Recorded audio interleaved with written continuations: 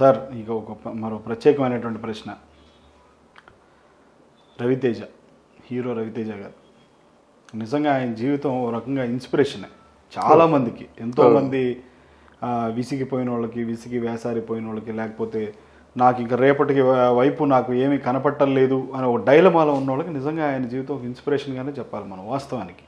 ఎందుకంటే ఎన్ని కష్టాలు, ఎన్ని అవమానాలు, ఎంత ఎదురు చూపులు, ఎంత నిరీక్షణ, ఇవన్నీ ఎన్నో ఉండుంటాయి. కానీ ఇప్పుడు ప్రజెంట్ ఈ వాల్తేరు వేరే సినిమాలో కూడా ఆయన ఇచ్చిన పాత్రని చాలా చక్కగా న్యాయం చేసి అభిమానులందరినీ అలరించారు. ఆయన ధమాకాతో హిట్ కొట్టారు. ఎట్లా సార్ అసలు మీరు ఒక సినీ జర్నలిస్ట్గా రవితేజ గారి జీవితం నుంచి ఏంటి అసలు యూత్ కానీ ఎవరైనా కానీ ఏం నేర్చుకోవచ్చు? రవితేజ సార్ అమితాబ్ బచ్చన్ అంటే చాలా మంచి క్రేజ్ మాట. ఆయన ఇండస్ట్రీ రావడం సరాసరి తెలుగు ఇండస్ట్రీకి రాలేదు, బాలీవుడ్లో ఉండేవాడు.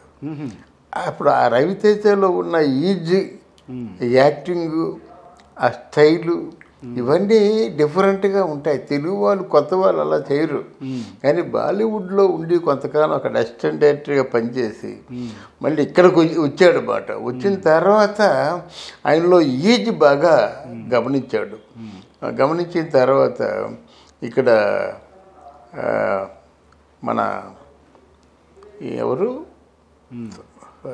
మన కృష్ణవంశీ, సారీ రిపీట్ అండి, గ్యాప్ ఉంచొద్దు, మన కృష్ణవంశీ చేరదీసి నిన్నే పిల్లోడుతా అనే సినిమాలో ఆయన్ని కూడా అబ్జర్వ్ చేస్తూ ఉండు అని చెప్పేసి ఆ ఉత్తేజు వీళ్ళందరూ అసిస్టెంట్గానే ఉండేవారు అన్నమాట, ఆల్మోస్ట్ ఆల్. కనుక ఆయనలో ఉన్నటువంటి ఈజీ నచ్చి ఆయన కృష్ణవంశీ సింధూరం అనే సినిమాని తీశాడు. బ్రహ్మాజీ మంచి ఆయన లైఫ్లో life time best character Brahmaji మాట. హీరో బ్రహ్మాజీ, లీడ్ సపోర్టు మనకి నక్సలైట్ క్యారెక్టర్, నక్సలైట్ క్యారెక్టర్ అయింది. లీడ్ సపోర్టు మన రవితేజ అన్నమాట. అక్కడ ఒక సాంగ్ ఉంది సంఘవితో, జాంపండూరు హాయ్ రే హాయ్ సాంగ్ ఉంది కదా. ఆ సాంగ్లో రవితేజ తాలూకు టాలెంట్ అంతా చూపించాడు. అబ్బాయి పాటని ఎలా కూడా చేయొచ్చా, టీచింగ్ ఎలా కూడా చేయొచ్చా, అరే ఫస్ట్ సినిమా ఎంత ఈజీగా చేశాడు అని చాలా చాలా ఇండస్ట్రీలో ఒకసారి బాగా మూమెంట్ వచ్చింది రవితేజకి. పూరి జగన్నాథ్ క్రియేటర్ కనుక అప్పుడు మనకి తర్వాత అల్లరి ప్రియుడు ఇట్లాంటి సినిమాల్లో చిన్న ఏదో సపోర్టింగ్ ఏదో డ్రమ్స్ కొడుతున్నట్టు ఇలాగ చేశాడు. Hero friends character, hero friends కూడా కాదు, ఆర్కెస్ట్రాలో ఉన్న అబ్బాయిల్లో వీడొకడు, అంతేగాని పెద్ద కాదు. కానీ ఇట్లు శ్రావణి సుబ్రహ్మణ్యం అనే సినిమా పూరి జగన్నాథ్ తీశాడు. దాంట్లో చూస్తే మాత్రం ఆ సినిమా పెద్ద సూపర్ హిట్ అయింది. ఆ కథ చాలా గొప్ప కథ. ఏంటంటే ఆ సినిమా బిగినింగే ఇద్దరు ఆత్మహత్య చేసుకొని చచ్చిపోదాం అనుకొని నిర్ణయానికి వచ్చేసి ఆత్మహత్య చేసుకుంటుండే గెంతేసి వాళ్ళలో పడి బ్రతుకుతారు అన్నమాట వాళ్ళు. అరే ఎందుకు చచ్చిపోవాలి, మనం బ్రతకాలని రాసిపెట్టి ఉందేమో అని చెప్పి ఒకరికొకరు చెప్పుకుంటూ లాస్ట్కి ఇద్దరు దంపతులు అవుతారన్నమాట. ఆ సినిమా చాలా బాగా ఆడింది, శతదినోత్సవ ఫంక్షన్లు కూడా చేసుకుందన్నమాట. అందులోనే మనకి ఈయన పేరేం పేరు భాస్కర భట్ల అని మా జర్నలిస్టులో మా కొలీగ్ మాట ఓ పాట కూడా రాశాడు. ఇట్లు శ్రావణి సుబ్రహ్మణ్యంలో పాట రాశాడు అన్నమాట. అలాగా కొంచెం కసిగా చేయడం చాలా బాగా అలవాటైంది ఆయనకి. దాంతో ఎంత బాగా చేస్తున్నాడరా అనిపించుకున్నాడు. కానీ అవును వీళ్ళిద్దరూ ఇష్టపడ్డారు, వాళ్ళిద్దరూ ఇష్టపడ్డారు. అదొకటి సినిమాలో. అంటే వంశీ ఎప్పుడైతే పర్యవేక్షణలో అంటే ఆయన దర్శకత్వంలో సినిమా వచ్చిందో ఆ స్టైల్ అంతా వచ్చింది. అంతవరకు పాపులర్ ఆర్ట్ అంటే సినిమా యాక్టింగ్లో రెండు ఆర్ట్లు ఉంటాయి, popular art and classic art. Classic art అంటే ఏమండి అంటే మీ పేరు ఉందనుకోండి తేజ, నా గురించి ఆలోచించు అంటమాట. అంటే అంత మామూలుగా చాలా సహజంగా ఉంటుంది క్లాసిక్ ఆర్ట్. పాపులర్ ఆర్ట్ ఏంటంటే ఒక చిటిక వేస్తాడు, చిటికేసి చూడు సాయంత్రంలోగా నా గురించి ఆలోచించి ఏదో చెప్పాలి అంటే ఏమిటి, ఇక్కడ అటెన్షన్ డైవర్ట్ చేయడం మిమ్మల్నే కాకుండా చూస్తున్న ప్రేక్షకుల్ని కూడా అటెన్షన్ డైవర్ట్ చేయాలి. అందుకే దాన్ని బాగా పట్టుకున్నటువంటి రజనీకాంత్ సెక్రటరీల గురించుకోవచ్చు కదా, ఇలా అంటాడు, డోర్ పెడతాడు స్టైలిష్గా, అంతే. అలాగే ఈ చిటికి వేస్తాడు, వేలు చూపిస్తాడు బట్ అలాగా. అంటే ఆ పెర్ఫార్మెన్స్ ప్రేక్షకుల మధ్యలో ఎలా చేస్తే కలకాలం నిలిచిపోతుందో అలా హత్తుకుపోవాలి, అలా హత్తుకుపోవాలన్నమాట. అది బాగా నేర్చుకున్నాడు అన్నమాట. అటు పాపులర్ ఆర్ట్ నేర్చుకొని క్లాసిక్ ఆర్ట్ కూడా నేర్చుకున్నాడు. అంటే సహజసిద్ధంగా చేయగలుగుతాడు. అందుకే డైలాగులు చాలా ఈజీగా ఉంటాయి అన్నమాట. ఆ గోదావరి జిల్లా యాస ఒకటి, తర్వాత చాలా ఫ్రీనెస్ ఒకటి. వాళ్ళు బహుశా శత్రువులు అనుకుంటాను, కానీ అవి ఏవి కనిపించినప్పుడు చాలా సామాన్యున్నే కనిపించనిస్తాడనమాట. అది చాలా బాగుంది. ముఖ్యంగా నాకు బాగా నచ్చినటువంటి సినిమా ఏంటంటే ఇట్లు అమ్మా నాన్న ఓ తమిళ అమ్మాయి, అమ్మా నాన్న ఓ తమిళ అమ్మాయి, అదే అమ్మ నాన్న ఓ తమిళ అమ్మాయి. ఆ సినిమాతో ఎక్కడికి వెళ్ళిపోయాడు అన్నమాట. పెద్ద స్టార్ అయిపోయాడు, స్టార్డమ్ వచ్చేసింది, మాస్ మహారాజా అయిపోయాడు. ఆ సినిమాని పూరి జగన్నాథ్ చాలా బాగా తీశాడు. ఆ సినిమాలో యాక్ట్ చేయడం కూడా చాలా బాగా చేసింది, మరి తమిళ అమ్మాయిగా చాలా బాగా చేసింది. అందులో మన ప్రకాష్ రాజ్ క్యారెక్టరు, అలాగే జయసుధ క్యారెక్టర్ కూడా చాలా హైట్స్కి వెళ్ళిపోయింది అన్నమాట. ముఖ్యంగా ఆ జయసుధ తల్లి చచ్చిపోయినప్పుడు ఆ కొడుకు పడే ఆవేదన ఇంత అంత కాదు. అమ్మా నువ్వు చచ్చిపోవద్దు చంపేస్తా అంటాడు. నువ్వు చచ్చిపోవద్దు అంటాడు పక్క నుంచి, నువ్వు చచ్చిపోతే చంపేస్తా అంటాడు అన్నమాట. చచ్చిపోతానంటే నేనే చంపేస్తా అంటే వాడికి ఏం మాట్లాడాలో తెలియక ఆ మాట పలకడం మాట.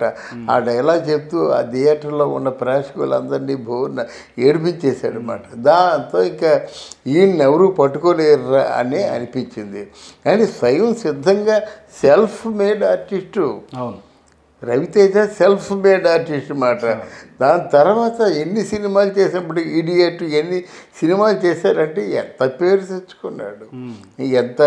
ఆ తర్వాత ముఖ్యంగా క్రాక్ కానీ ఈ సినిమాలు ఉన్నాయంటే ఒక డిఫరెంట్ రోల్స్ వేశాడు, డిఫరెంట్ క్యారెక్టరైజేషన్ తీసుకున్నాడు, డిఫరెంట్గా ఉన్నాడు. కానీ ఆ తర్వాత ఆల్మోస్ట్ ఒక 7-8 సంవత్సరాల పాటు సక్సెస్ఫుల్ లేవు.